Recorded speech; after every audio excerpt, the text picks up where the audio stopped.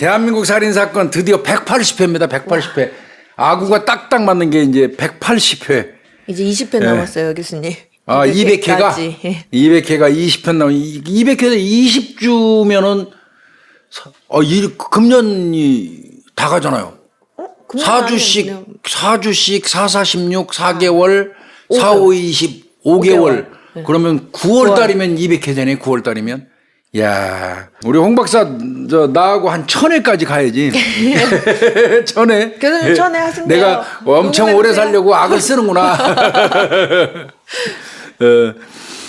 오늘 제가 선정해 온 거는 사실은 정말 이거 엄청 잔인합니다. 사건에 수사하는 과정 이런 거 있어서는 그렇게 큰 메리트 뭐라 그럴까? 큰 흥미를 끌지 극적이나 그러지는 않았지만. 극적이진 않지만 이 시신을 처리하는 방법 이런 것 등등에서 너무나 잔인하고 그래서 이 사건만큼은 사건하기 직전에 이 사건으로 희생당하신 피해자분께 정말 그분의 명복을 빌고요. 그분의 그 유가족들한테도 정말 심심하게 위로의 말씀을 드리면서 저희가 방송한다 이렇게 말씀드리고 시작을 하겠습니다. 네. 이게요. 비교적 최근에 일어난 사건이기 때문에 홍 박사님도 아실 저도 거예요. 기억나요. 예, 기억나실 거예요. 이게 아까 말씀드린 것처럼 2017년도 얼마 안 됐죠. 5년 전입니다. 네. 2017년 12월 29일인데요. 네. 그 해가 다 가고 있죠. 수요일 날입니다. 네. 전주 완산경찰서 평화파출소가 있대요. 네. 그 완산경찰서 평화파출소에 90대 김씨 노인이 찾아와요. 네. 연세도 많이 드셨죠. 그러네요. 오셔서 이 파출소 경찰관들한테 뭐라고 그러냐면 아들이 보고 싶은데 아이고. 연락이 안 된다. 그러면서 도움을 요청해요. 90대 아버지가. 예. 아들하고 연락이 안 된다 그러면서 도움을 요청해요. 그러면 그 아들은 도대체 어떤 사람인가? 네. 59살 먹은 그 당시에 네. 59살 먹은 아들이고요. 완산구청 소속의 환경미화원으로 17년째 근무 중에 있는 사람이에요. 오래되셨네요. 네, 전주 완산구청 환경미화원으로 17년 근무하고 있는 분인데 이분이 99년도에 아내하고 이혼을 했어요. 네. 그리고는 이제 혼자서 살고 계셔요. 그러니까 아버지가 이렇게 아들이랑 연락이 잘 안 된 거죠. 예. 자녀는 딸이 2명이 있다는 설도 있고 1명이 있다는 설도 있는데 하여튼 딸이 있는 건 맞습니다. 네. 딸 1명은 그 중에서 서울에 거주를 하고 있고요. 네. 딸하고도 그 즈음에 연락이 안 된 지는 한 8개월 정도 됐다고 그래요. 꽤 오래됐네요. 이게 말이 안 되죠. 연락이 안 된다는 거는. 그래서 이제 이게 2017년도 당시에 이거 완산경찰서에 실종 관련 업무 맡았던 경찰관은 1명이에요. 1명. 아이고. 혼자서 합니다. 근데 그 사람 입장에서 볼 때는 그 구청 소속의 공무원이고 엄밀히 얘기하면 네. 큰 문제는 아닐 거라고 생각했던 것 같은지 어땠는지 모르지만 이제 실종으로 본 게 아니고 그냥 가출 정도로 본 것 같아요. 가출 정도로. 그러니까 예를 들면 약간 나이가 굉장히 많다 고령이라던가 아니면 치매 증상이 있다든가 정신병 증상이 있다든가 아니면 너무 어린아이다 이렇게 하면 좀 촉각을 곤두세우고 그런데 볼 텐데 이분은 직업도 갖고 계시고 연세도 좀 드셨고 거기다가 이 직원이 하루에 한 8건에서 10건 정도 가출 신고가 막 접수되니까요. 혼자서 되죠. 사실은 이제 이영학 사건 난 다음에 실종 사건 이게 관심이 많아져가지고 이게 인력이 보충됐지 그 전에 전부 혼자서 했어요. 아이고. 그래서 이렇게 봐가지고 범죄하고 혐의점 별로 연관이 안 돼 있으면 그냥 받아서 주민등록증하고 사진해가지고 그냥 가출인 수배해놓고 이런 형태였거든요. 네.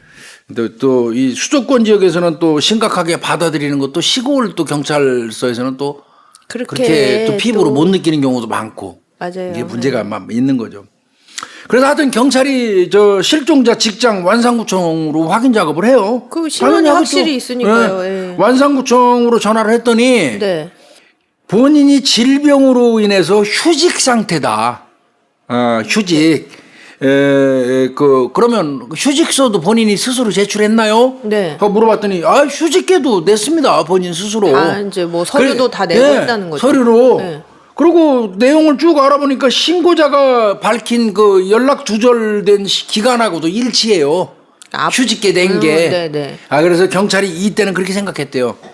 질병 같은 게 있어갖고 요양 목적으로 어차피 아내도 없고 딸은 따로 살고 아버지 따로 살고 자기 혼자잖아 어차피. 네네. 그다음에 자기가 몸이 아프니까 아픈 거 구태여 가족들한테 연락 안 하고 어디 좋은 요양시설 같은 데 가서 자발적으로 휴식 상태에 있는 거 아닌가 이렇게 인식을 했다는 거예요. 그래서 일반 가출자로 분류를 해버린 거예요. 그죠. 지금 이 내용만 들으면 특별한 범죄 혐의점이 안 없잖아요. 드러나죠. 예. 안 드러나죠. 휴직기까지 낸 거 내고 다 뭐 그랬으니까요. 구청에서 다 나오고. 그러면 가출자로 분류를 하면 여성청소년과에서 처리를 해요. 여청에서요. 예, 네. 이게 강력 사건이라 해야지 강력으로 가지. 네. 그래서 뭐 실종 아동 등의 보호 및 지원에 관한 법률에 따라서 뭐 미성년자라든지 여성이라든지 장애인, 치매 환자 뭐 이런 사람들은 수사에 착수하면서 영장 청구도 하고 휴대폰 추적도 하고 그래요. 빨리 이제 예, 확인해야 그렇지만 이 되니까. 경우는 뭐가 범죄 혐의 없잖아요. 같은 게 뭐 마땅치 않으니까 그 압수수색이라든지 이런 거 청구도 어려운 겁니다. 그렇죠. 강력 사건은 강력반 지금 소속도 아닌 문제도 그러니까. 아니고 예, 여청계에서 취약자 대상도 아니고 그러니까요. 그러다 보니까 그러니까 일반 가출자로 그냥 분류해버리고 저 컴퓨터 저 전산수배하는 형태로 네. 아마 정리를 한 것 같아요. 그렇지만 또 경찰이 김 씨 가족, 지인, 뭐 이 주변 탐문, 뭐 주거지가 이제 전주시 효자동 쪽에 있는 원룸이었다고 그래요. 네. 이런 데를 방문하고 이런 작업은 했다고 그래요. 그러니까 기초적인 건 확인했죠. 했어요 네. 나름대로. 그런데 이제 범죄 혐의가 드러난 게 없는 거죠. 그러니까 뭐 가족들한테도 연락해봐갖고 혹시 뭐 하고 뭐 위험한 일 뭐 누구하고 원한 살 일이 있어요. 뭐 채권 채무 관계가 있어요. 뭐 아내하고 이혼하는 과정에서 무슨 치정 관계 무슨 여자 관계가 복잡합니까? 뭐 이런 거 등등 물어봤는데 특이한 거 없고. 네. 그다음에 뭐 지인 주변에 있는 사람들도 뭐 아유 뭐 특이점이 그분 뭐 없고, 특이한 예. 원한 지를 만한 사람도 아니고 조용하고 좋은 사람이다 뭐 등등. 이게 뭐 또 원룸도 방문해 보니까 그대로 그 방문 원룸 그 얻은 거 저 집세도 따박따박 내면서 잘 유지되고 있고 단지 사람만 없을 뿐이지. 이런 거 등등 또 안에도 여러 가 들고 여러 거 봤다고 그러더라고요. 육안으로 눈으로 확인은 했대요. 문 따고. 그러니까 이거는 범죄 혐의하고는 관련이 없다.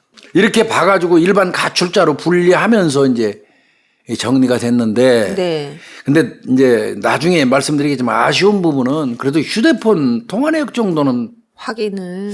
해볼 수 있었지 않을까 싶어요. 근데 이게 그러려면 본인들한테 띄워라 그러면 되잖아, 가족들한테. 아 그렇네요. 그러거나 아니면 또 휴직기 냈다고 그러면 진짜 아픈지 여부는 진료 기록 확인서 같은 거 한번 병원에. 띄워볼 필요는 있었는데 그 부분은 조금 소홀히 한 것 같은 느낌은 들어요. 근데 사실 이 뭐 본인이 이렇게 직접 직장에다가 뭐 휴직계도 신청도 하고 예, 예. 뭐 이 집도 뭐 문제가 없고 이러다 보면 쉽게 맞아요. 생각하기는 어려웠을 것 같아요. 그 하여튼 그렇게 처리가 된 건데 그런데 이제 이게 강력 사건으로 전환되는 그 계기가 있어요. 생겨요. 뭐예요? 2018년도입니다. 2018년. 그러니까 3월 5일인데 한 3, 4개월 지난 후에요. 네네. 아까 아버지가 2017년 12월 29일 날 찾아갔죠. 파출소에. 그런데 그 해를 넘겨서 2018년 3월 5일이 됐어요. 그러니까 2달 한 일주일 정도? 네. 그렇죠. 그러네. 그렇죠. 한 두 달 남짓이네요. 네. 딸이요, 딸. 딸. 네. 이 딸이 금융회사로부터 채무 독촉장을 하나 받아요. 서울로 날라오는 거예요. 채무자를 빚 갚으세요 하고 와서 딱 받아보니까 채무자는 아버지야.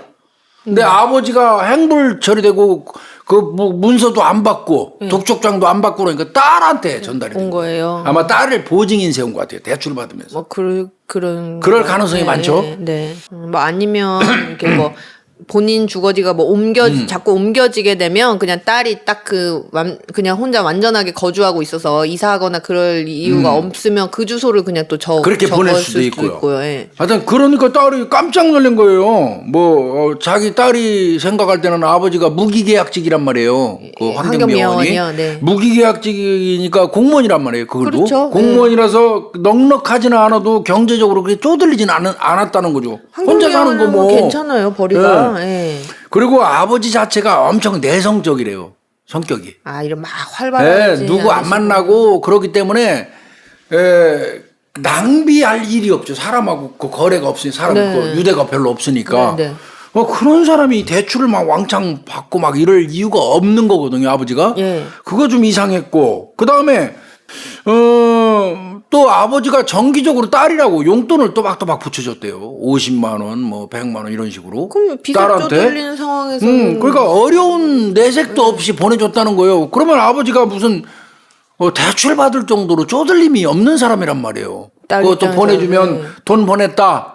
아꼈어. 뭐 등등 이렇게 쓰고 꾸준히 보내주고. 아니 자기가 이자 내고 대출 받아갖고 쩔쩔매는 사람이면 딸한테 꼬박꼬박 그거 보내주는 게 쉽지 않아요. 그럼요. 이혼하면서 99년도 이혼하면서부터 딸하고 이제 떨어져 지냈다고 그러는데 아마 이제 그 부녀 사이가 그렇게 살갑진 않은 것 같아. 또 아빠랑 또 딸이어서 더 그럴 수도 있어요. 막 엄마랑 딸이거나 이렇게 하면 또 같은 여자들끼리 이렇게 하는데 좀 그런 것 같아. 이상하게 또 아버지하고 아들도 영 무뚝뚝한 그런 관계죠. 무뚝뚝한데 또 여기도 근데 우리 집은 나는 우리 딸하고 굉장히 가까운데 전화도 자주 하고 뭐 상황에 따라 다 다르겠지만 하긴 나 외동딸이니까 그러실 수 있죠. 내가 너무 의존하는 것 같은 느낌. 하여튼 이 두 부녀는 무뚝뚝한 성격이기 때문에 뭐 전화로 살갑게 통화하는 사이는 아니고 문자로 주로 하나 봐. 카톡이나. 이게 대화하는 게 대화 조금 자체가. 어색하니까 문자로는 그래도. 아이고. 근데 요거 사건하고 관계없는 얘기인데 대화해야 돼요. 맞아요. 대화가 제일 중요해요. 늘 카톡이나 문자로만 그 주고받는 거 이거 절대 고무적이지 않습니다. 맞아요. 가끔씩은 아침에 눈 뜨자마자 뜬금없이 전화해가지고 딸 뭐해 아빠 뭐해 한마디만 해도 거기서 맞아요. 서로 사랑 싹트고 그 애정 생기는 거예요. 맞아요. 맨날 문자로 잘 있어 잘 있니 돈 보내 용돈 보냈다 알았어 고마워요. 그 고마워요 영혼도 없이 들려 진짜 그 고마워요 소리. 전화 통화했을 때 아빠 고마워 진짜 고마워요 잘 쓸게요 뭐 이러면 그날 하루 종일 기분 좋잖아. 근데 이 부녀는 아마 물론 이제 엄마하고 이혼하고 아빠 혼자 살고 뭐 이런 과정에서 딸도 어떤 충격 같은 게 있겠죠. 그렇겠죠. 그러다 보니까 이제 무뚝뚝하게 지냈던 것 같아요. 어찌됐건 딸은 이건 이상한 거예요. 우리 아빠가 누구하고 어울리면서 대출 받아갖고 돈 막 쓰고 하는 사람 아니고 쪼들린 기색이 없는데 나한테 이게 달라와? 그 쫓아가. 딸이 쫓아가. 그래서 전주시 효자동 원룸으로 딸이 찾아갔어요. 아버지 만나러. 갔더니 그 입구에 채무 독촉장이 왕창 있어 거기. 막 쌓여 있는 거예요. 쌓여 있는 거예요. 그 다음에 이제 신용카드사에서 또 신용카드 내역서 날라오죠. 그죠? 그거 뜯어봤어요 딸이. 채무독촉장 신용카드 사용 내역서 딱 봤는데 딱 나오는 거예요. 금리가 엄청 높은 저축은행에서 아버지가 돈을 빌렸고, 게다가 카드 사용 내역 2018년 2월 달, 아빠 한 달 전에 불과 한 달 전에 봤더니 아빠가 이거 룸사롱인가? 유흥주점에서 한꺼번에 200만 원을 결제했어요. 그럼 지금 그 90대 아버지가 막 가출신고 해갖고 막 경찰들이 찾아오고 이런 와중에 이분은 지금 룸사롱 가서 200만 원 썼다는 거 아니에요? 200만 원 썼다는 거예요. 이게 200만 원 솔직히 유흥주점에서 200만 원 썼으면 룸사롱 간 거 아니겠습니까? 양주 뭐 먹었겠죠. 아버지는 절대 그런 사람이 아니라는 거지. 딸 입장에서 볼 때는. 아버지가 술을 안 드시는 건 아니래요. 술을 평소에 즐기는데 아버지는 짝짓해야 막걸리에다가 간단한 부침개 같은 거 하나 놓고 딱 한 잔 먹으면 땡치는 그런 스타일이에요. 술 취향 자체가. 근데 이런 양반이 갑자기 2018년 2월 달에 그 카드 내역서를 보니까 유흥주점에 가서 200만 원을 긁어버렸어. 결제를 했어. 좀 이상해. 이거는 아버지의 평소 모습은 절대 아니야, 이거. 그러니까 딸이 여기서부터 이거 뭐지? 아빠가 이거 마음이 변하고 뭐가 이상해졌나? 뭐가 있나? 빚까지 막 내가지고. 그래갖고 딸이 누구를 찾아가냐면 90 먹은 할아버지는 찾아갈 수가 없어요. 그렇죠. 딱 그나마 아버지하고 평상시 연락이 되는 게 그 인근에 사는 고모가 있대요. 아, 고모요. 그러니까 아버지의 누나. 고모를 찾아가요. 찾아갔어요. 고모, 아빠가 돈을 요즘에 너무 많이 쓰는 것 같아. 혹시 아빠 뭐 무슨 일 있는지 여자 뭐 만나거나 뭐 있는지 아는 거 혹시 있으세요? 이제 딸이 찾아가서 물어봤어요. 그러니까 그 고모가 바로 한다는 얘기가 야 그렇지 않아도 네 아빠랑 내가 연락이 안 돼 갖고 나도 연락이 안 돼 갖고 저 할아버지가 경찰에다가 가출 신고해놨는데 이건 또 뭔 소리냐? 무슨 200만 원씩 뭐 술집을 가고 막 대출을 받았다는 게 너 이거 또 뭔 소리냐? 고모가 또 놀래는 거예요 이게. 응? 그러니까 이제 이 딸이 여기서 이제 이건 분명히 뭐 문제 있는 거잖아요. 그렇네요. 그래서 다시 찾아가요 경찰에 딸이. 네. 다시 찾아가갖고 가출 신고는 돼 있지만 네. 우리 아버지 이상하다 이거 그래서 찾아간 거예요. 찾아가서 경찰에 가서 문의를 이제 한 거고. 근데 경찰은 뭐라고 얘기를 하냐면 딸한테 네. 그 전에 가출됐다고 신고 들어왔을 때 네. 그때도 아버님 했어요. 휴대폰으로 전화도 우리가 막 하고 그랬는데 연락이 안 되다가 어느 순간 아버님이 경찰로 전화해가지고 가출 신고됐네요. 내가 조만간 가족들한테 연락할 테니까 너무 신경 쓰지 마세요. 이렇게 말했다는 거야. 그 전화를 자기들 받았었다는 거야. 네. 그러면 그래서 자기들은 해결된 걸로 봤대. 그렇겠죠. 그런데 또 딸이 찾아와서 그 얘기를 하니까 경찰은 이게 황당한 거지. 그렇네요. 네. 그 본인 전화도 경찰이 통화까지 했는데 물론 전화 통화를 했으니까 얼굴 보고 한 건 아니지만. 그래도요. 네. 내가 김모 씨입니다. 환경미화원 누구누구인데 나 지금 가출 수배됐다고 그러는데 내가 조만간 가족들한테 연락하고 갈 테니까 없는 걸로 해주세요. 별일 없어요. 그러니까 경찰은 다 끝난 거야 이제. 네. 근데 딸이 갑자기 찾아와갖고 지금 이상한 얘기를 하거든. 네. 경찰이 깜짝 놀랐어요. 와. 아직도 그러면 집에 안 들어왔다는 얘기예요? 네. 아버지가? 그리고 그 상태에서 지금 카드 계속 쓰고 다닌다고요? 이렇게 된 거잖아. 그렇죠. 지금 가족들한테는 연락이 두절된 상태인데 어딜 막 돌아다니면서 돈을 쓰고 다니는 거잖아요. 그러니까 이 경찰이 딱 뭘로 느끼겠습니까? 이거 뭐 이건 사건이다. 예. 이건 사건이라고 본 거예요. 그래가지고 경찰이 바로 수사 시작을 합니다. 일단은 여천계에서 그러면 그 당시에 제가 조만간 집에 갈 테니까 없는 걸로 하세요. 전화한 사람이 진짜 그 사람 맞는지. 경찰에다가. 그거 확인해 봐야 되잖아요. 그렇죠. 그 다음에 딸하고 얘기를 나눠보니까 딸한테도 계속 50만 원 뭐 이렇게 붙여주고 주기적으로. 용돈 보냈다 아껴 쓰라 이렇게 했다면서요. 네. 그 사람도 진짜 맞나? 아버지가 맞나? 그렇잖아요. 궁금하잖아요. 그러니까 지금 보면 이 아빠가 현재 상태에 연락이 두절된 상태잖아요. 그렇죠. 그럼 언제부터 이 아빠가 없어졌냐고요. 이거를 알아야 될 게 아니겠어요. 그렇죠. 근데 그 중간에 행적이 있으니까 이게 다 그 사람이 맞아? 이렇게 되는 거죠. 안 하던 짓을 하고 있고 대출 받고 막 유흥업소 가서 술 막 먹고. 그런데 또 본인이 맞다고 뭐 전화를 오고, 왔었고 그래서 문자도 자기들은 오고. 털었는데 네. 요번에 보니까 그렇고. 그럼 그래서 이제 경찰이 다시 이제 주변에 탐문을 하는 겁니다. 그 과정에서 이 김씨 환경미화원이 김씨거든요. 이분이 직장 동료 또 같은 환경미화원이에요. 그 사람은 50세예요. 그러니까 나이가 한 9살 차이 나나요? 네네. 맞아요. 9살. 그렇죠. 9살 차이요. 9살 차이 나는 사람이 있는데 동료예요. 네. 그 사람 집으로 택배를 보내는 적을 발견해요. 아버지가 환경미화원으로 같이 근무하는 이씨, 네. 이씨라고 그럴게요, 편의상. 네. 이씨 환경미화원 집으로 택배를 보내는 흔적이 있어요. 왜 그랬을까요? 가출 기간 중에. 예. 그래서 가능성은 두 가지밖에 없어요. 지금 그 택배 받은 같은 동료 환경미화원이 지금 없어진 김 씨하고 계속 통화가 되고 있고 어디에 있는지 알고 있을 가능성. 예. 그 다음에 두 번째는 이 환경미화원이 김 씨의 명의를 도용해 가지고 어떤 자기가 필요한 물건을 구입했을 가능성. 그럴 수 있죠. 예. 요런 거 등등이 가능성이 있는 거죠. 네네. 그래서 이제 신용카드를 좀 사용 내역을 좀 면밀하게 보기로 했어요. 경찰이. 봤더니 직장 동료 그 이 씨가 김 씨 신용카드를 여러 번에 걸쳐서 사용을 한 게 나와요. 뭐 신용카드를요? 신용카드를 여러 번에 걸쳐서 사용한 게 나와요. 본인 게 아닌데. 본인 게 아닌데 그 김 씨 신용카드로 자기 물건을 산 게 꽤 나와요. 꽤. 네네. 이제 확인하는 방법은 여러 가지가 있고요. 그래서 안 되겠다. 이 사람 불러다 조사를 좀 한번 해봐야겠다. 그래서 출석 요구를 합니다. 네네. 한번 들어와 보시오. 출석 요구를 했어요. 물어봤어요. 왔어요? 출석 요구. 김 씨, 네. 김 씨, 같이 근무하셨죠? 예, 같이 근무했어요. 지금 휴직기 냈다는데, 예, 맞습니다. 최근에 보기는 했나요? 그랬더니, 최근에 내가 보기는 했는데요. 지금은 내가 어디 있는지 모르겠네요. 아, 본인도 모른다는 거예요? 이렇게 얘기해요. 최근에 보긴 봤대요. 최근이 언제죠? 그때 이제 이 얘기를 해요. 아니 김씨 신용카드로 당신이 물건 산 게 몇 개 있던데? 어떻게 뭐예요? 김씨 신용카드로 당신 물건을 사요? 네. 그리고 또 왜 김씨 통장에서 결제되는 걸로 택배 시켜요?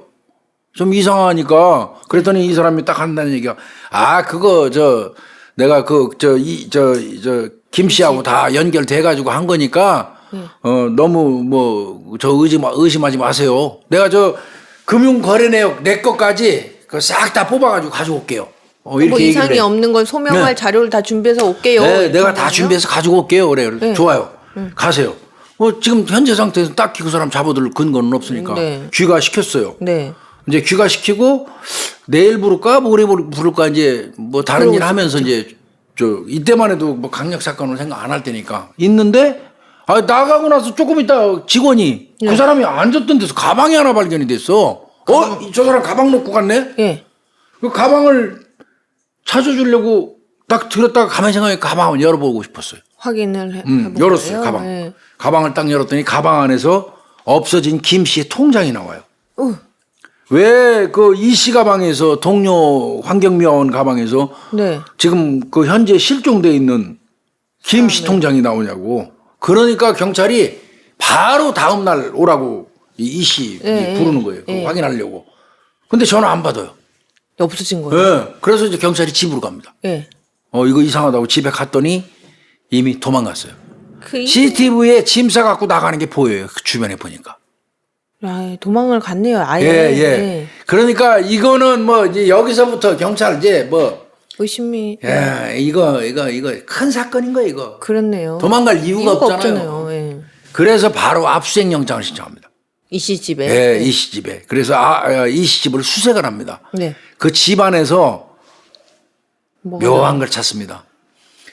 그 집안에서 없어진 김 씨의 휴직계 있죠, 휴직계. 예. 저는 지병 척추 디스크로 인해서 1년간 휴직을 신청합니다. 이렇게 쓰는 거 있잖아요. 네, 그 네. 휴직계 양식에 맞춰 쓴 거. 네. 왜 이 시집에서 김 씨의 휴직계가 나오냐고요. 그러니까요. 휴직한 거 사실인데 네. 거기에다가 병원 진단서도 딱 거기 또 하나 더 있어요. 김씨께 지금 다. 김씨 진단서가. 그래 보니까 이제 김 씨 같은 경우는 5월 17일, 5월 27일 그 척추 디스크로 휴직 상태란 말이에요. 그 완산구청에다가 휴직해 놓은 거죠? 예. 그 척추 디스크로 휴직 상태 있는 거 맞는데 네. 그 왜 휴직계하고 병원 진단서가 붙어야지 휴직이 그렇죠. 되잖아요. 그게 왜 이 사람 집에서 나오냐고. 그러니까 김씨 휴직에 필요한 서류들이 이 씨 집에서 다 발견이 그런 된 겁니다. 거죠. 압수수색을 하니까. 네. 그러니까 경찰이 바로 두 군데로 확인하죠. 네. 완산구청에다가 니네 김 씨가 휴직계 낼 때 직접 와서 한 거야? 면담하면서 낸 거 제출한 거야. 아니면- 그때 휴직계 본인 의사로 와서 낸다고 나 아파요 하고 와서 냈는지 직접 확인했어 그랬더니 완산구청에서 뭐라고 그러냐면 팩스로 받았습니다. 직접 안. 근데 이제 저 완산구청 이야기도 이해는 가요. 척추 디스크라 사람이 잘 못 움직이니까 네네. 팩스로 전화로는 미리 걸려오고 팩스로 오면은 받을 수밖에 없습니다. 더더군다나 진단서까지 들어오니까 그 완산구청은 이해는 가요. 그렇네요. 네. 그러면 진짜로 이 사람이 그 진단서 있는 병원도 또 한번 확인해 봐야 돼요. 이게 경기도 광주에 있는 병원이라고 그러더라고요. 이렇게 멀리 다녀요? 그러니까 저 전주에서 네.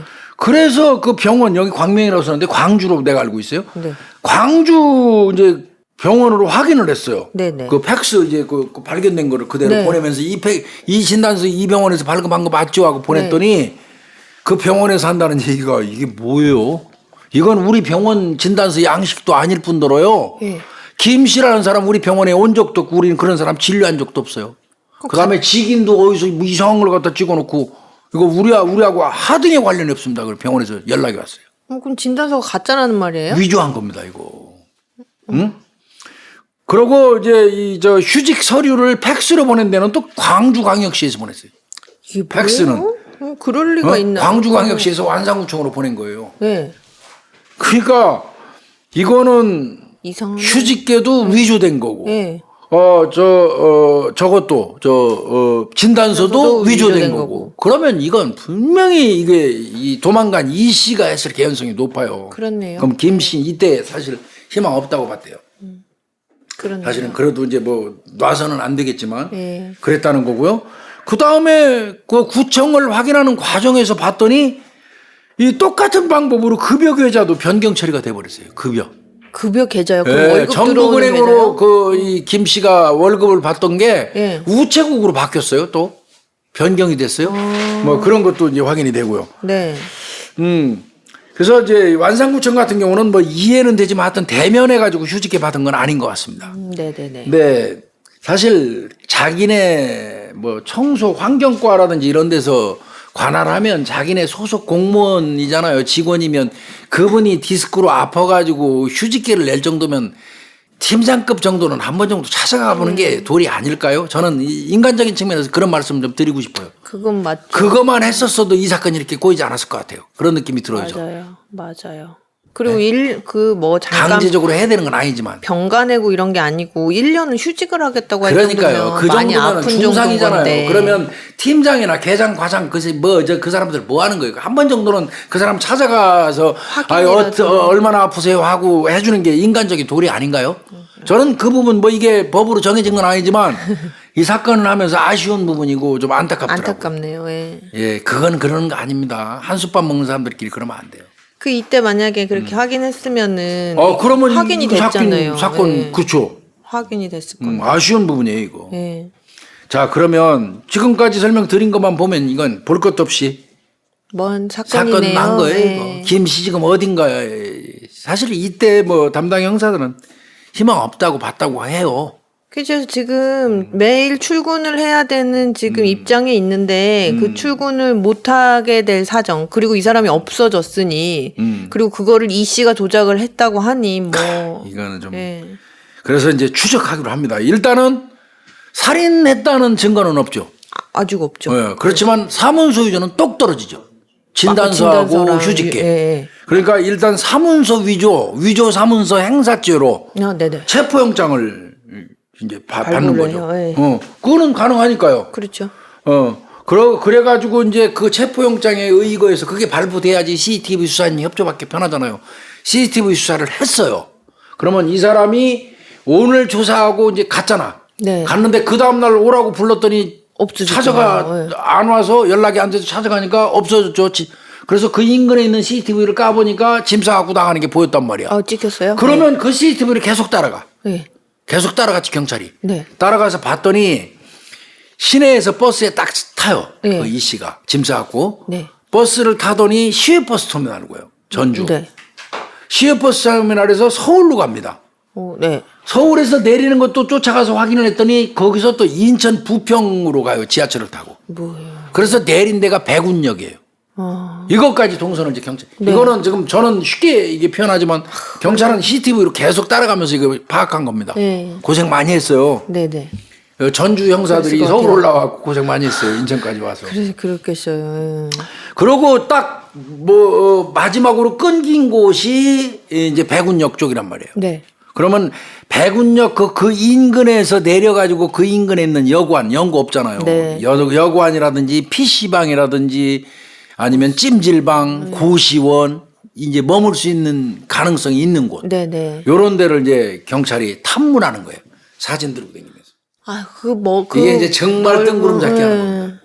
이게 말이 돼 이거 들고 다니면서 이거 남의 동네 와갖고 PC방 뭐 고시원 이거 여관 모텔 다니면서 이렇게 생긴 사람 혹시 봤어요? 뭐 이거 하고 생긴 이게 그 아무래도 인천 부평이면 그 번화 엄청 큰 넓잖아요, 동네인데 또. 이게 그러니까 아마 역전 주변으로 주로 한 것 같기는 해요. 그래도 가게가 한두 개였겠어요. 예. 출출거리면서 했는데 이게 하늘이 있는 거예요, 하늘이. 뭐가 나왔어요? 한 PC방 앞에서 네. 이렇게 딱 보니까 낯익은 그 사람 그 모습이 PC방으로 쏙 들어가는 게 딱 형사 눈에 띄었어. 직접 그 형사가 보신 가방을 열었던 형사야. 가방 발견했던 형사. 이것저것 물었던 형사 눈에 아무래도 익숙하잖아 모습이. 그렇겠죠. 예. 그러니까 옷도 올 때 입었던 옷 그대로더라는 거야. 옷도. 그 전날에 예, 조사받은 경찰에 옷에. 출석할 때 입었던 옷 그러니까 저 맞는 것 같은데? 그런 생각이 딱 드는 거예요. 그래서 그 들어갔다는 거예요. 그게 맞아요? 자, 그런데 자 문제는 그 사람을 무작정 가서 마구 따를 수는 없잖아요. 그렇죠. 뭐 뭐가 사문서 있어야죠. 줘가지고 뭐 막 꺾어서 제압하는 거는 좀 어렵고. 네네. 그래서 들어가서 PC방에 앉아있는 사람 딱 이 땡땡 씨 하고 딱 그 데리고 나와 잠깐만요. 근데 이미 이제 그때 얼굴 살펴 형사들이. 안색이요? 얼굴 딱 보면서 이제 하지. 그냥 아마 형사들 서너 명 있으면 8개 눈알이 그냥 한 번에 팍 쏠려 그냥 그쪽으로. 어떤가 하고. 하고 봐. 이모 씨 할 때 그냥 형사들이 아마 잡아먹을 듯이 쳐다볼 거야 아마. 딱 하는데 벌써 뭐 허둥대는 모습이 있더라는 거예요. 네. 이 경우의 질문은 네. 그 뭐 어렵게 뱅뱅 돌려서 질문하면 안 될 것 같더래요. 이것도 형사가 하나의 어떤 기법이기는 해요. 그죠. 형사가 다이렉트로 데리고 나온 다음에 얘기했어요. 어디다 묻었어? 그냥 바로 치고 들어가셨네요. 어디다 묻었어? 딱 해버린 거예요 그냥. 소리 빽 지른 거예요. 너 어디다 묻었어? 그러니까 김 씨 얘기도 안 한 거예요. 그냥 어디다 묻었어? 그냥. 이래버린 거예요. 그냥 끌고 나온 다음에 PC방에서. PC방에서 끌고 나올 수 있는 근거는 충분하잖아. 사무소 위에 있으니까. 딱 밖에 나오자마자 형사들 딱 쳐다보면서 어디다 묻었어? 해버린 거예요. 그때 그냥 막 식은땀 쫙 흘리면서 바드르 떨더라는 거야. 어쩔 줄 이거 뭐 모르는 있다. 거예요. 예. 이거 맞다. 이렇게 생각했다는 거야. 거기서 한 번 더 추궁합니다. 김씨 어디다 묻었냐고. 이제 이렇게 나온 거예요. 빨리 털어놔. 다 알아. 다 알아. 거기서 가버린 거예요. 그 시인했어요 바로. 네. 죽인 건 맞는데 저는 아니고요. 네. 다른 사람이 죽였어요. 네, 그래도 죽은 거 얘기했다는 건 이제 형사들 입장에서는 이건 자백이죠, 그래도요? 자백. 네. 이 사람 참 이거 세상이라는 게 참 어떻게 보면 나하고 가까이 지근거리에서 한솥밥 먹으면서 먼지 맡아가면서 악취 맡아가면서 일했던 더 어떻게 사실은 열악한 환경 속에서 그 같이 근무하는 사람들이 관계가 엄청 더 끈끈해요. 그렇죠. 동료를 같이, 생각하는 그 어떤 애정도 많고. 내가 힘든 것처럼 저 사람도 힘들고 그게 맞거든요. 근데 참 이게 좀 서글프더라고 한편 생각하면 다 이거 그러게 조사하면서. 말이에요. 2017년도 4월 4일입니다. 화요일 날인데요. 오후 5시경에 일이 끝난 거예요. 네. 일이 끝나니까 이제 그 이 씨하고 둘이서 그 집 근처 그 이 씨 이제 그 집 근처 거기 그 중국집에서 술을 한 잔 먹어요. 꼭 이 사람들 그랬대요. 힘드니까. 그 이제 막 쓰레기 다 날르고 집 화장에 모아놓고 막 그러고 나면 힘들잖아요. 그럼요. 그 육신노동인데 그럼 이제 대충 씻고 그 근처에 있는 이제 중국집 가서 아마 같이. 소주 한 병 먹나 봐요. 그 저 뭐 군만두니 뭐냐 하나 놓고 탕수육 하나 놓고 그게 늘상 그랬대요. 늘상. 그리고 나서 이제 저녁에 씻고 탁 네, 자고 둘이 또 단짝이 아침에 돼요. 이제. 근데 이제 이 실종된 없어진 김 씨 같은 경우는 굉장히 내성적이고 친한 동료가 거의 없대요. 그럼 한 근데 명이랑만 유일하게 친해요. 이 씨, 자기보다 나이 좀 어린 10살 가까이 10살 어린 정도, 이 예. 사람하고는 좀 이제 친하게 지냈나 봐요. 물론 친하게 지내려고 이러면 접근한 것 같기도 하고 어떤 면에서 보면. 그 한 같이 15년 동안 같이 일했다고 하잖아요. 그럼 끈끈한 많이 사이예요. 친한 거죠. 딴 사람들하고는 안 친하면서도 같은 환경 묘안이라도 이 사람하고 친한 거는 굉장히 나름대로 친한 거예요. 자, 저 17시경에 가서 중국집에서 이제 술 마셨어요. 네. 그리고 한 시간 반 정도가 이제 술 먹었나 봐요. 근데 네. 그것이 양이 안 찼나 보죠. 그럴 수 있죠. 한 잔 더 하기 위해서 이제 그 이 씨, 네. 이가 이 집으로 여기도 완산구 효자동이에요. 네네. 이 집으로 갑니다. 집으로. 거기서 이제 술을 한 잔 더 먹었대요. 네. 근데 얘 얘기입니다. 네. 거기서 술을 먹더니 이 없어진 김 씨가 네. 이 친구가 가발을 쓰나 봐요. 네. 가발을 쓰는데 술이 취해가지고 내 가발을 확 잡아 벗기면서 나한테 시비 걸고 막 욕을 했어요. 네. 이렇게 말을 해. 네. 이건 어디까지나 이거 살아있는 놈의 얘기예요 지금. 네. 그러니까 가발을 확 벗기면 그거 안 되죠. 약간 수치심이 들죠. 예. 그 바람에 서로 주먹 다짐이 일어났대. 얘 말로는. 싸웠다는 거네요. 치고받고 예. 했대. 그러다가 내가 열받아 갖고 목을 좀 졸랐는데 예. 그게 잘못된 겁니다. 그 홧김에 싸움 그쪽 나서 말하면 그랬다는 거예요. 싸움하다가 우발적으로 죽이게 됐습니다. 그 소리예요. 우발적으로. 이거 경찰이 믿겠어요? 안 믿겠죠. 예. 왜 안 믿냐면 이제 뒤에 나올 부분 때문에 그런데 자 그래서 그래 죽었어 그러면 사람이 예. 그래 네가 네 가발 벗기는 바람에 싸우다가 죽였다고 치자. 네. 그럼 죽인 다음에 어떻게 했어? 그랬더니 다음 날 4월 4일 날 시작됐잖아요. 네. 4월 5일 날 오후 6시까지 시신을 원룸에 뒀대요. 자긴 놔두고 일하러 갔다는 거죠. 그만 하루는 그냥 놔둔 거네요. 네, 방치하고. 놔두고 갔다는 거예요. 네. 그리고 들어오면서 네. 철물점에서 검정색 비닐봉투 15장을 사왔대요. 네. 집에 들어가면서 그거로 상반신하고 하반신을 따로따로 이렇게 씌웠다는 거예요.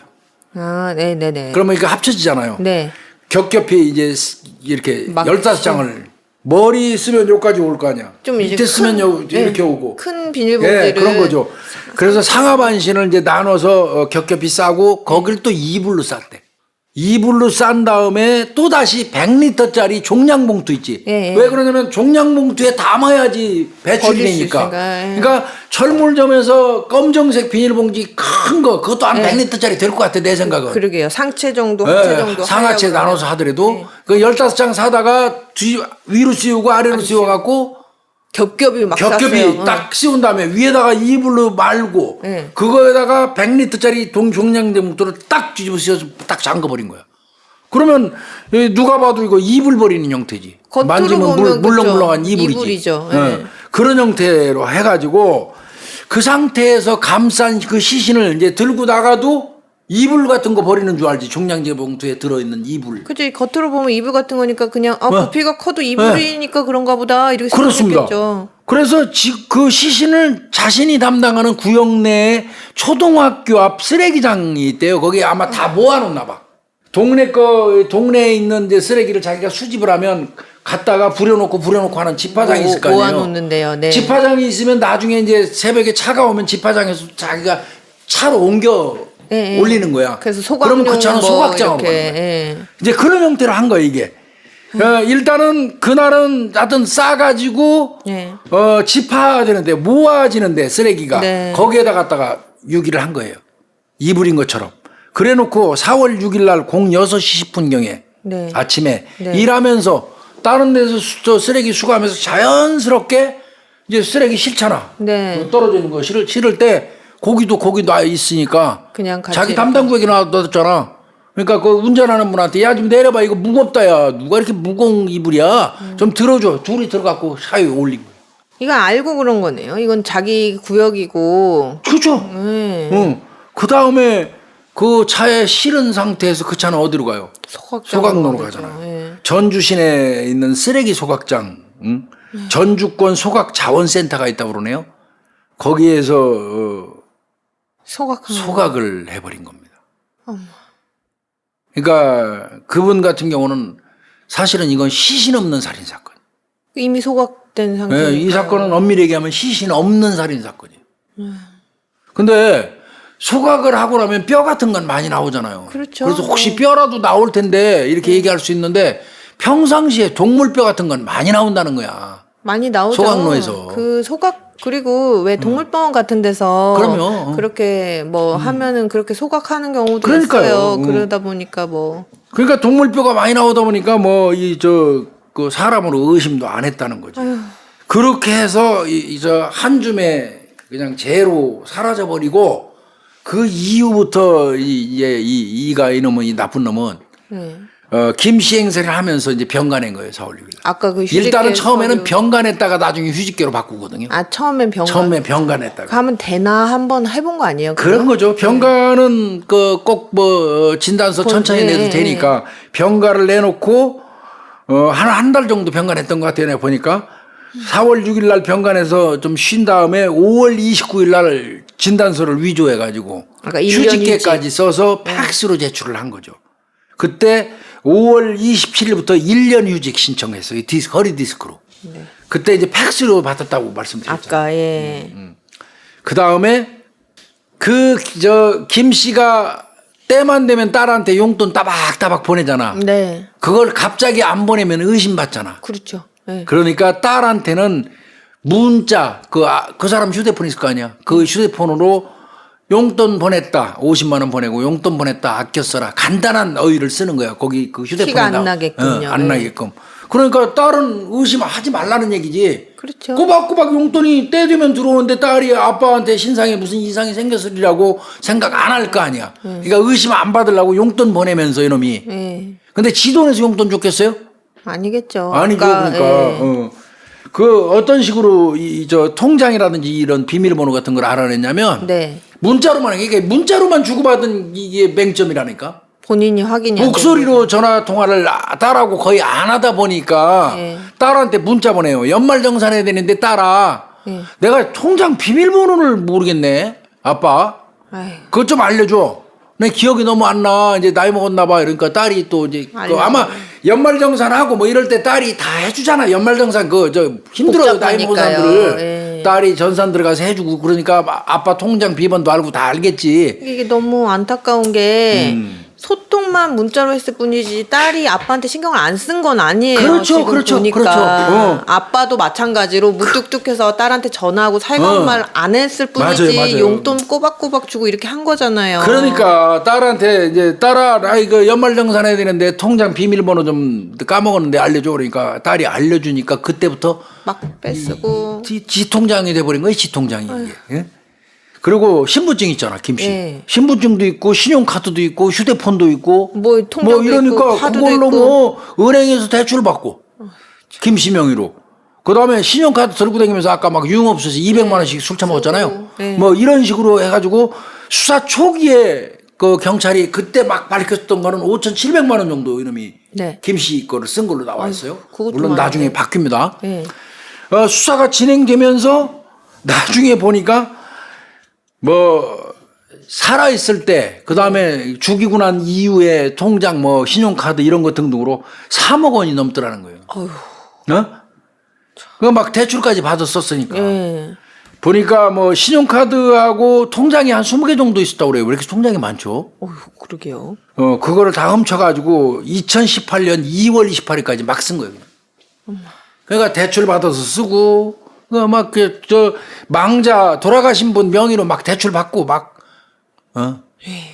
그런 식으로 쓴 거예요. 그 통장이 많았다는 얘기는 이분이 이렇게 다른 데다 돈 안 쓰시고 꼬박꼬박 성실하게 모은 돈은 막 모으는 꼼꼼한 분이에요, 이게. 네. 보니까. 그랬는데 그 돈을 다 흥청망청 그러면 이 범인, 이가 이놈은 말이에요. 어떤 건가 했더니 알아보니까 이놈에 대해서 알아보니까 2015년 6월 달부터 네네 2016년 11월 달까지 이 돌아가신 김 씨로부터 1억 5천만 원 채무가 이미 있었어요. 조금 그나마 조금씩, 유일하게 친한 조금씩, 사이니까 조금씩 계속 빌려주셨구나. 조금씩 빌려준 게 이미 1억 5천 정도 있었는데 큰 돈이죠. 예. 최근에 와서 이제 돈 안 주니까 그건 좀 채근을 한 것 같아요. 왜 안 하겠어요? 돈 이렇게 큰 돈 갖고. 그래서 범행의 동기가 채무 면탈 목적의 살인 사건으로 추정이 돼요. 일단은요? 그러면 죄명은 예. 강도 살인으로 바뀌는 게 맞겠죠. 강도 살인으로 바뀌면 무기 아니면 사형입니다. 예. 그렇게 본 것 같고요. 네. 얘는 이 돌아가신 분한테만 돈 빌린 게 아니에요. 다른 지인들한테도 돈을 막 빌려서 안 갚아가지고 월급의 2분의 1이 압류된 상태예요, 이미. 뭐 재정 상태가 엉망진창이네요. 개판인 거죠, 개판. 왜 근데 이 사람이 빚이 많았냐면 네. 주식 투자 같은 걸 해가지고 한 5억 원 정도 채무가 있었대요. 아이, 무슨 주식을 투자한다고 말이야. 그래서 아마 짐작컨대 네. 사람들하고 술자리도 잘 안 하고 잘 안 어울리고 네. 그 성실하게 일하면서 딸한테 용돈 보내고 그냥 통장에 차곡차곡 저금하는 사람 이 김 씨를 타겟팅한 것 같아. 노렸을 수 있을 것 돈이 있어. 같아요. 내가 접근해갖고 친해면서 이거 빼내게 빼내야지. 이렇게 했던 생각도 들어요. 그럴 것 같아요. 지금 보면. 정말 나쁜 놈이지, 정말 나쁜 놈. 그렇죠. 예? 이렇게. 아니 그전에는 이 사건이 일어나기 불과 몇 년 전부터 두 사람이 가까워진 거지. 네. 15년 가까이 같이 근무하면서도 그전에는 말도 잘 안 했대. 아, 그러면 의도적으로 고의로 접근한 거예요, 고의로. 의도적으로 접근했다고 봐야 되겠네요. 그렇죠? 네. 그랬던 것 같아요. 그리고 나서는 이렇게 범행하고 나서는 범행 은폐하려고 정기적으로 아빠 잘 지낸다고 문자 보내고 말이야. 근데 이제 90대 할아버지한테는 못 보냈지. 문자 안 쓰시니까. 그렇죠. 그렇다고 전화하면 티가 나고. 그러니까 그래서 90대 할아버지는 가서 신고한 거예요. 아들 보고 싶다고. 그러니까 딸 생활비 용돈 따박따박 보내지. 응? 이 새끼 이제 문서 위조해가지고 휴직 처리 따겠죠. 어디서 또 진단서 같은 거 위조를 어떻게 했지? 그러게요. 요즘에 그런데 다운받아서 그게 되나 봐요. 이것도 문제예요. 사실 나 이거 보면. 그래, 맞아요. 그 진단서 같은 건 내가 볼 때 원본 받아야 될 것 같아. 팩스로 받으면 안 될 것 같아. 사본 같은 거에. 그죠? 그 다음에 요 놈이 자 휴직해도 급여는 나오잖아요. 일정 부분. 휴직급여 수당이 안 같은 나와서 거, 그렇지. 예. 그거 받기 위해서 수령 그 계좌도 바꿔버린 거야. 그럼 본인 뭐- 명의로 해가지고 했던 뭐 거. 이렇게 털어먹을 수 있는 건 아주 탈탈 다. 탈탈 털은 거죠. 탈탈. 자 그러면 이제 이놈은 더 괘씸한 거는요. 사람 죽였잖아요. 그날. 네. 밤 11시가 좀 넘어서 12시가 다 돼가는데 네. 범행해놓고 나니까 배가 고프더라는 거예요. 그래서 시신을 거기다 놔두고 지는 나와서 패스트푸드점 가갖고 햄버거 사 처먹었어요. 그게 살해한 지 5시간도 안 된 시점이에요. 그래서 배는 고팠던가 봐요. 그 새끼 그 시간 그 정밀한 시간대별 조사하다가 이제 갭이 생겨서 경찰이 물어보니까 배고파서 나가서 햄버거 사 먹었다는 걸 얘기를 했어요. 아휴.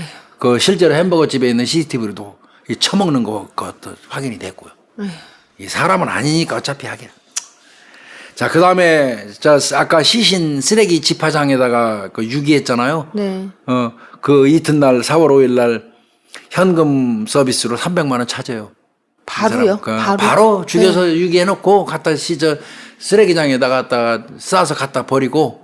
그 여기에서 생각해 볼 수 있는 거예요. 이 사람이 김 씨를 죽인 이유가 돈이에요. 왜 돈 때문이라는 게 여기서 딱 여기서 드러나잖아요. 나오는 거예요. 죽이자마자 그래 사람이 예. 우발적으로 죽였으면 그러겠습니까? 그럼요. 죽이자마자 쓰레기 겹겹이 싸서 갖다 버리고 유기하고 지는 다음날. 그 사람 카드로 현금 서비스 300만 원 받고 그 받은 300만 원 들고 와서 44만 원짜리 새 옷 또 싹 사 입어요.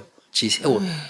새 옷 사 입고 그리고 이제 김 씨 목소리 흉내내면서 병가 신청하는 거예요. 전화로. 나 허리가 아파가지고 막 이게 이제 병가 신청. 당장 출근은 못 하니까. 그거 이제 병가 신청 해가지고 시간 끌은 다음에 나중에는 휴직계 내는 식으로. 아주 치밀하네요. 치밀한 거죠.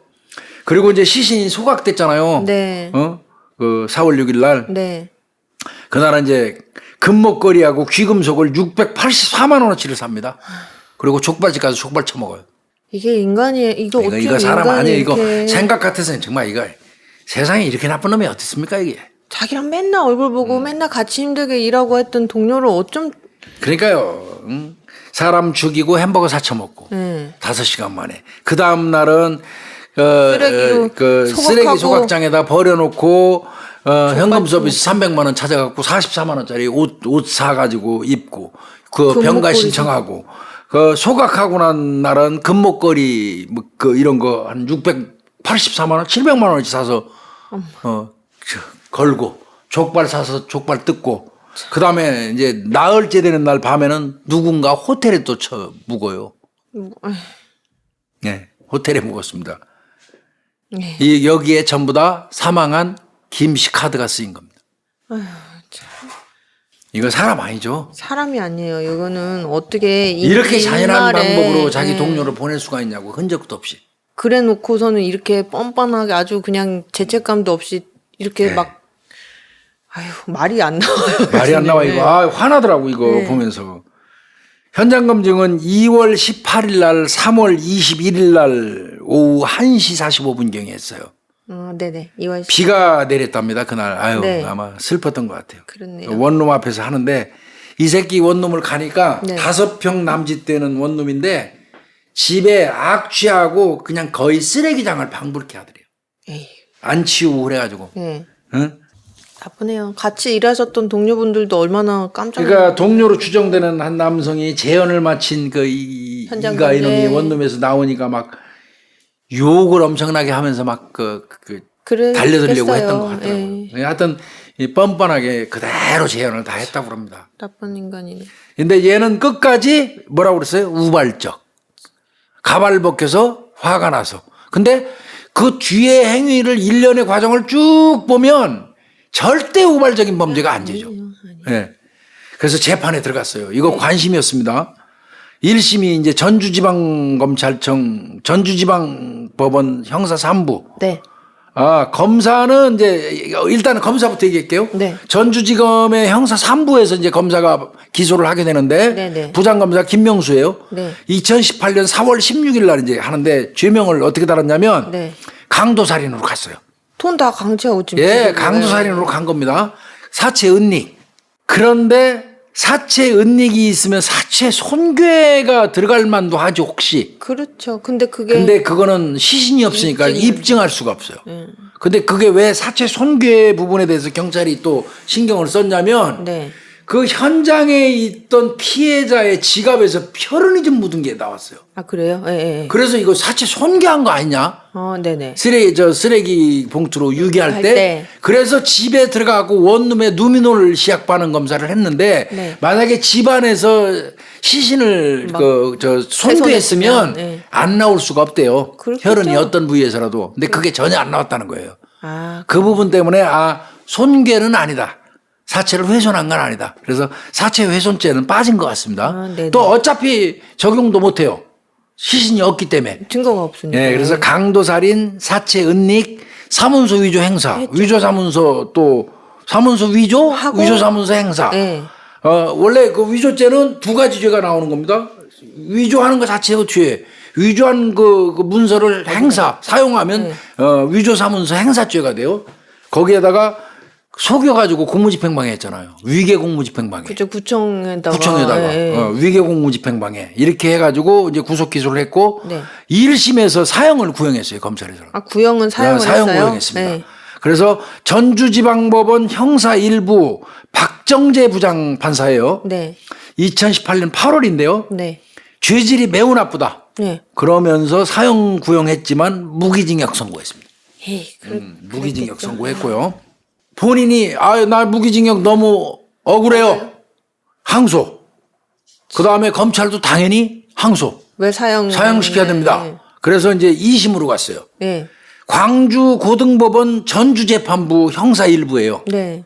거기 이제 황진구 부장판사인데 네. 거기서 계속 가발 잡아당겨서 홧김에 이제 우발적으로 죽였다고 주장했지만 돈을 노린 계획범죄라는 검찰의 주장이 맞는 것 같아요. 받아들여졌어요. 그래서 네. 걔가 얘기한 우발범죄는 이 고의범죄, 계획범죄, 강도살인 해가지고 무기징역을 다시 2심에서 선고했고 네. 2019년 5월 17일 날 예. 그 이듬해 대법원 3부에서 상고 기각하면서 무기징역이 확정됐습니다. 그래서 지금 얘는 무기징역. 무기징역으로 살고 있습니다. 이 사건은 그 시신을 처리한 방법이 있어요. 물론 사람을 죽여서 시신을 처리한 방식에 잔혹하지 않은 건 없지만요.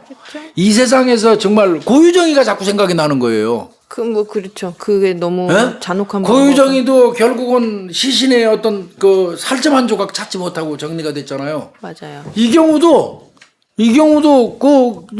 쓰레기 소각하는 데다가 예. 소각되는 바람에 아예 흔적조차 없이 사라져 버렸잖아요. 이 세상에서. 그리고 또 이렇게 잔인한 범죄가 어딨냐고요. 유족의 심정을 감히 제가 이렇게 가늠이 안 되지만 그러니까요. 좀 뭐라 그럴까요? 물론 환경미화원이니까 자기가 이렇게 익숙했던 방식으로 처리를 한 거일 수 있겠지만 아버지가 살해당한 것도 너무 억울한데 원통한데 분하고 원통하죠. 마지막 순간에 우리 아버지가 쓰레기 처리장에서. 취급이 된 거잖아요. 쓰레기 취급 결국은 쓰레기처럼 그렇죠. 취급이 된 거잖아요. 얼마나 마음이 이건 아프겠어요. 진짜 자식들 입장에서 쳐 죽이고 싶을 거예요. 맞아요. 똑같은 방법으로 처리하고 싶을 거예요. 맞아요. 이렇게 악질적인 범죄자도 있더라고요. 나 이거 보면서 아주 화나더라고요. 그때 담당 형사들은 누구누구인지 아는데 이거는 어떤 사유에서인지 이름을 얘기 안 했으면 좋겠다고 얘기해서 언급하지 않기로 했습니다. 그래도 분명한 거는 굉장히 고생하셔서 그 지방에서 여기 이제 아마 인천으로 짐작한데 최초에 이제 약간의 오류가 좀 있었잖아요. 여성 청소년과 처리, 그다음에 강력으로 가는 과정에서 처리, 이게 약간의 이제 오류가 좀 아쉬운 있었고, 점이 또 있어서 비난도 좀 꽤 받았어요. 요 사건 당시에요. 이 사건 예. 때문에 애는 많이 썼는데 비난도 많이 받고 하다 보니까 약간의 이 사건에 대해서 이제 알레르기 스트레스가 많은 것 같더라고요. 그렇지만 제가 말씀드릴 수 있는 거는 수고했고 고생했어요. 열심히 했고요. 그래서 검거했을 수, 네. 검거하는 가능했으니까. 예. 애썼는데 그게 이제 좀 그런 게 있는 것 같습니다. 오늘은 180회 환경미화원 동료살인 사건 좀 다뤘는데 좀 마음이 좀 무거워요. 네. 다시 한번 그 돌아가신 분의 명복을 좀 빌고요. 가족분들, 유가족분들 힘내셨으면 좋겠습니다. 네, 맞아요. 네. 네. 오늘은 뭐 이 정도에서 마치도록 하겠습니다. 수고했습니다. 감사합니다.